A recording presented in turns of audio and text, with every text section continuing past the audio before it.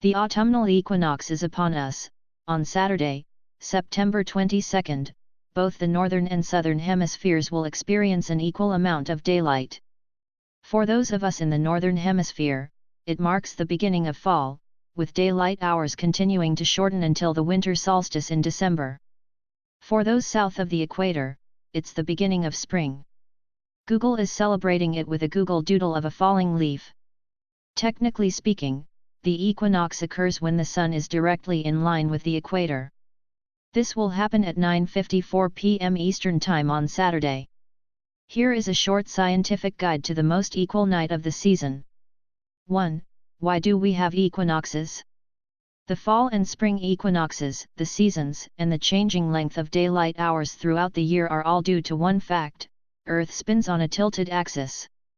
The tilt, possibly caused by a massive object hitting Earth billions of years ago, means that for half the year, the North Pole is pointed toward the Sun, as in the picture below. For the other half of the year, the South Pole gets more light. It's why we have seasons. Here's a time-lapse demonstration of the phenomenon shot over the course of a whole year from space. In the video, you can see how the line separating day from night swings back and forth from the poles during the year. And here's yet another cool way to visualize the seasons. In 2013, a resident of Alberta, Canada, took this pinhole camera photograph of the sun's path throughout the year and shared it with the astronomy website Earth Sky. You can see the dramatic change in the arc of the sun from December to June. You can easily make a similar image at home. All you need is a can, photo paper, some tape, and a pin. Instructions here. 2. How many hours of daylight will I get Saturday? Equinox literally means equal night. And during the equinox, most places on Earth will see approximately 12 hours of daylight and 12 hours of night.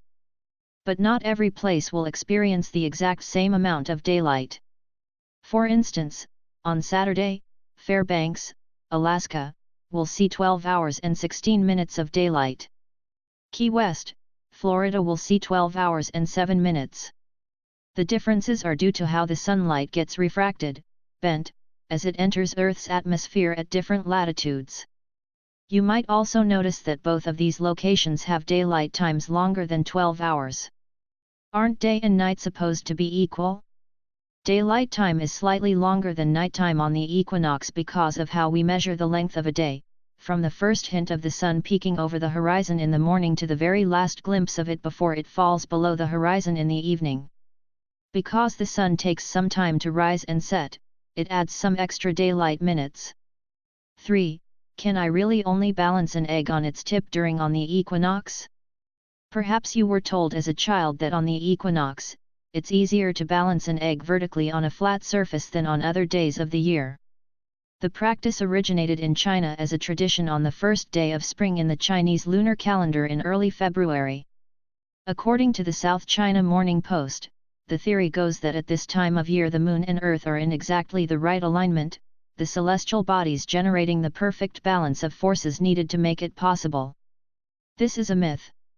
The amount of sunlight we get during the day has no power over the gravitational pull of the earth or our abilities to balance things on it. You can balance an egg on its end any day of the year, if you're good at balancing things. 4. When do the leaves start changing colors? When days begin to grow shorter, deciduous, green leafy, trees start signaling to their leaves to stop producing chlorophyll, the green pigment responsible for the leaves' color and photosynthesis. Because the color change is more dependent on light than temperature, it takes place at basically the same time year after year, according to the U.S. National Arboretum. Temperature and weather conditions, though, can impact the intensity of fall colors and how long they linger. They can also subtly affect the timing of when the leaves start to change. And drought can change the rate at which the leaves turn. For instance, drought in Maine has meant the state's trees have turned amber a bit early. 5. What is actually in pumpkin spice? Pumpkin spice is not a single spice but a blend of them. And it contains no pumpkin. This recipe from Epicurious includes cinnamon, ginger, allspice, nutmeg, and cloves.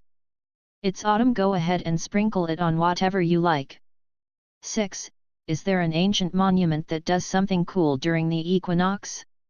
During the winter and summer solstices, crowds flock to Stonehenge in the United Kingdom. During the solstices, the sun either rises or sets in line with the layout of the 5,000-year-old monument. And while some flock to Stonehenge for the autumnal equinox too, the real place to be is in Mexico. That's because on the equinox, the pyramid at Chichen Itza on the Yucatan Peninsula puts on a wondrous show. Built by the Mayans around 1,000 years ago, the pyramid is designed to cast a shadow on the equinox outlining the body of Kukulkan, a feathered snake god. A serpent-headed statue is located at the bottom of the pyramid, and as the sun sets on the day of the equinox, the sunlight and shadow show the body of the serpent joining with the head. 7. Are there equinoxes on other planets? Yes. All the planets in our solar system rotate on a tilted axis and therefore have seasons. Some of these tilts are minor, like Mercury, which is tilted at 2.11 degrees. But others are more like the Earth, 23.5 degrees, or are even more extreme. Uranus is tilted 98 degrees. Below, see a beautiful composite image of Saturn on its equinox captured by the Cassini spacecraft, RIP, in 2009. The gas giant is tilted 27 degrees relative to the Sun, and equinoxes on the planet are less frequent than on Earth. Saturn only sees an equinox about once every 15 years, because it takes Saturn 29 years to complete one orbit around the Sun. During Saturn's equinox, its rings become unusually dark. That's because these rings are only around 30 feet thick, and when light hits them head-on, there's not much surface area to reflect. 8. I clicked on this article accidentally and really just want a mind-blowing picture of the Sun. The image above was taken by NASA's Solar Dynamics Observatory, a spacecraft launched in 2010 to better understand the Sun. This past summer, NASA launched the Parker Solar Probe, a spacecraft that will come within 4 million miles of the surface of the Sun, much closer than any spacecraft has been before. The goal is to study the Sun's atmosphere, weather, and magnetism and figure out the mystery of why the Sun's corona, its atmosphere, is much hotter than its surface. Still, even several million miles away, the probe will have to withstand temperatures of 2,500 degrees Fahrenheit. It's essential to understand the Sun, it's nothing to mess with. Brad Plumer wrote for Vox about what happens when the Sun erupts and sends space weather our way to wreak havoc on Earth.